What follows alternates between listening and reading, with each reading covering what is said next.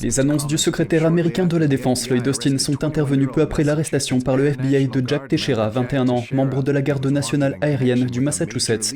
Il était recherché dans le cadre d'une fuite importante de dizaines de documents hautement sensibles relatifs à la guerre entre la Russie et l'Ukraine. Austin a salué l'arrestation rapide dans le cadre de l'enquête. Il a indiqué que le ministère de la Défense continuera à examiner les conséquences de cette divulgation non autorisée sur la sécurité nationale.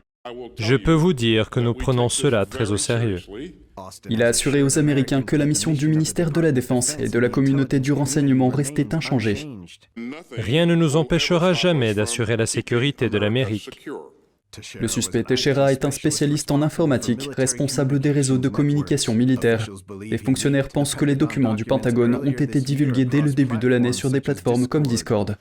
Les dossiers confidentiels comprenaient entre autres des estimations du nombre de victimes russes et ukrainiennes, qui sont en contradiction avec les estimations officielles, et des évaluations des services de renseignement des alliés et des ennemis.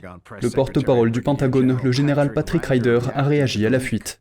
Il s'agit d'un acte délibéré et criminel. De son côté, le député Mike Waltz a déclaré que l'administration Biden minimisait la faille de sécurité. Pourtant, cela semble avoir été fait si facilement. Selon Waltz, l'infrastructure de sécurité massive du ministère de la Défense coûte des milliards et des milliards de dollars. Je trouve cela bien plus sérieux et grave. Selon Waltz, les États-Unis ont construit des forteresses massives autour de renseignements classifiés.